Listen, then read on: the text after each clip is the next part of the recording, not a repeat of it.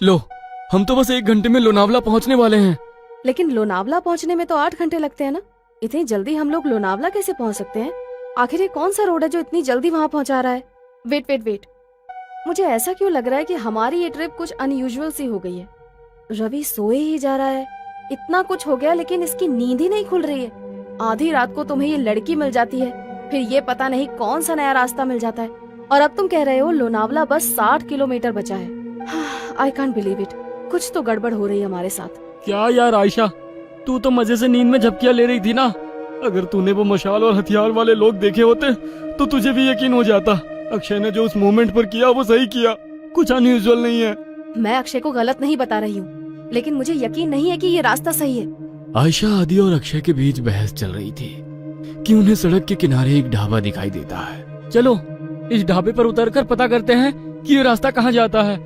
नहीं नहीं साहब, मैं गाड़ी से नीचे नहीं उतरूंगी, आप लोग जाइए, मैं यही ठीक हूँ। मुझे बहुत डर लग रहा है। मुझे भी लगता है कि हमें यहाँ पर नहीं उतरना चाहिए। जहाँ तक मुझे पता है इस पहाड़ी रास्ते पर कोई ढाबा नहीं है, फिर ये ढाबा अचानक कहाँ से आ गया? अरे यार चलो ना, तुम लोग हर काम बिगाड़ते क्यों रहते हो? कुछ खाने को मिल जाए तो ले लेंगे, फ्रेश भी हो लेंगे। ये रवि तो उठ ही नहीं रहा है, इसके लिए भी कुछ पैक करा लेंगे। आदि और अक्षय के कई बार समझाने पर भी आयशा और वो लड़की गाड़ी से उतरने के लिए तैयार नहीं हुई, इसलिए वो दोनों ही ढाबे के अंदर पहुंच जाते हैं। वहां पहुंचकर अक्षय सिगरेट सुलगा लेता है। आदि, सिगरेट पिएगा?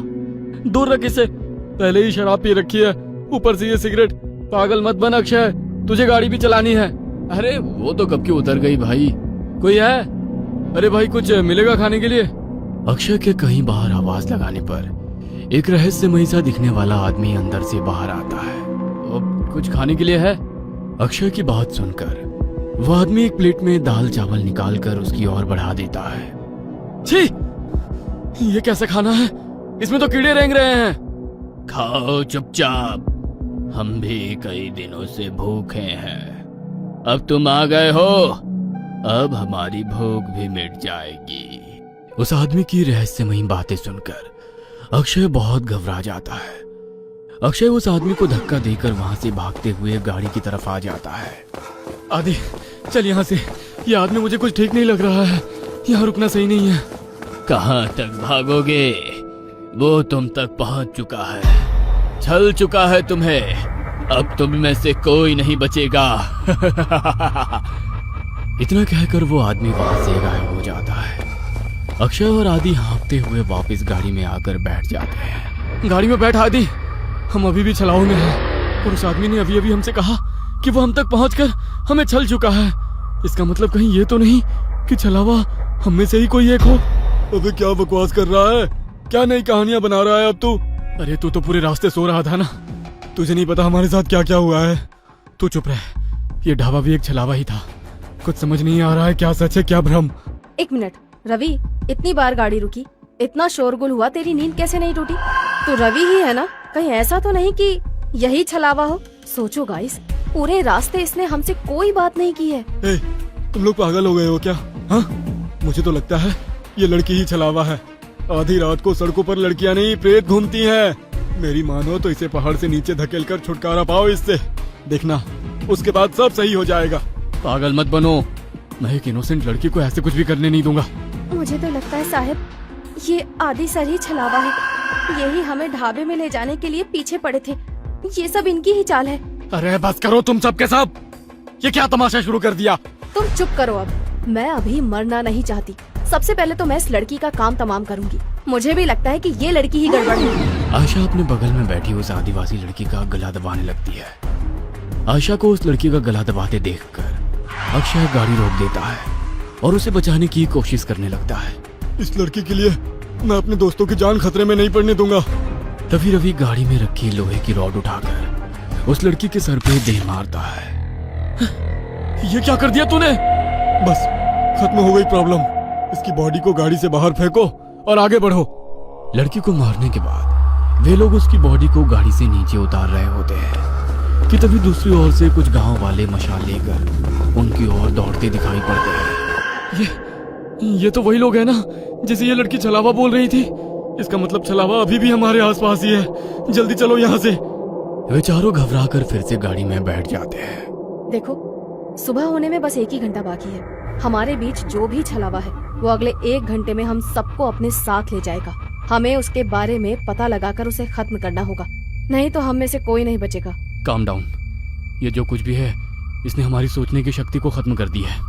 हम लोग एक भ्रम में हैं।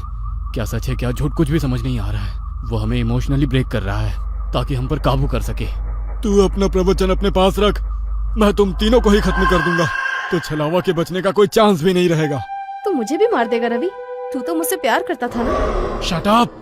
मुझे यहाँ से जिंदा अपने घर जाना है बस।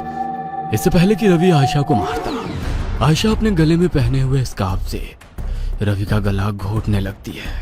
तू ही है वो राक्षस, तुझे ही खत्म कर देती हूँ, सारी प्रॉब्लम खत्म हो जाएगी।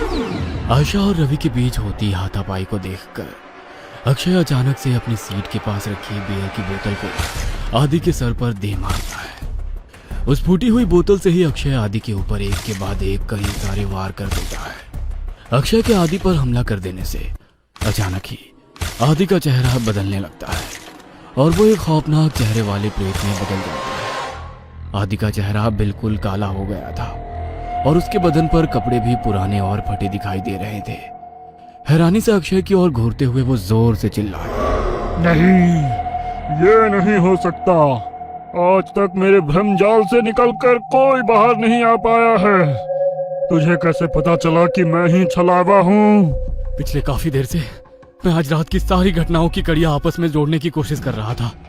तुझे पहले ही पता था कि हम तेरा बर्थडे मनाने लोनावला जा रहे हैं। घर से तो तू खुशी खुशी हमारे साथ आ गया था, लेकिन जैसे ही ये पहाड़ी हाईवे स्टार्ट हुआ तू कुछ अजीब सा व्यवहार करने लगा। पहले तूने कई बार मुझे यू टर्न लेने को कहा, जबकि तू जानता था उस रोड पर आगे 10 किलोमीटर तक कोई यू टर्न नहीं है। उसके बाद उस लड़की को लिफ्ट देने से मना करना, अचानक से छलावे की कहानी सुनाने लगना, जबकि तू तो इन बातों को कभी मानता ही नहीं है। वो गांव की लड़की ठीक कह रही थी, तू ही मुझे जानबूझकर उस ढाबे में ले गया था, लेकिन मैं वहां से बचकर किसी तरह निकल आया। मेरे सिगरेट के लिए पूछने पर तूने मेरा हाथ जब झटका वो मुझे बहुत अजीब लगा था। और सबसे जरूरी बात, रवि तो पूरे रास्ते गाड़ी से उतरा ही नहीं था। इसीलिए जब आयशा रवि को मारने लगी तो मैंने तेरी तरफ नजर घुमाकर देखा। तू अपनी सीट पर बैठा बड़े आराम से मुस्कुरा रहा था। कोई दोस्त अपने दोस्त को ऐसी हालत में देखकर हंस नहीं सकता। मैं समझ गया कि छलावा तू ही है और कोई नहीं। मूर्ख हो तुम सब। मैंने तुम्हें समझने के लिए कितने मौके दिए, लेकिन तुम मूर्ख के मूर्ख ही रहे। मैंने तुम्हें बताया था, छलावा जो चाहेगा तुम बस वही देखोगे। मैंने तुम लोगों की नजर और दिमाग को बांध रखा था। गांव के लोग उस लड़की को नहीं, मुझे पकड़ने के लिए तुम्हारा पीछा कर रहे थे। इसलिए मैंने तुमसे कहा कि गाड़ी मत रोकना। मैंने ही तुम्हें वो ढाबा दिखाया ताकि तुम सब वहां नीचे उतर जाओ और मैं अपना शिकार कर लूं। लेकिन ये आयशा बहुत चालाक है। इसने गाड़ी से उतरने से मना कर दिया था, इसलिए मैं वहां शिकार करने से चूक गया। बस कुछ देर की बात और थी, इस रवि के मरते ही तुम दोनों एक दूसरे की जान के दुश्मन बन जाते और एक दूसरे को मार डालते और मेरी जीत हो जाती। अगर ये आदि नहीं है तो हमारा आदि कहाँ है?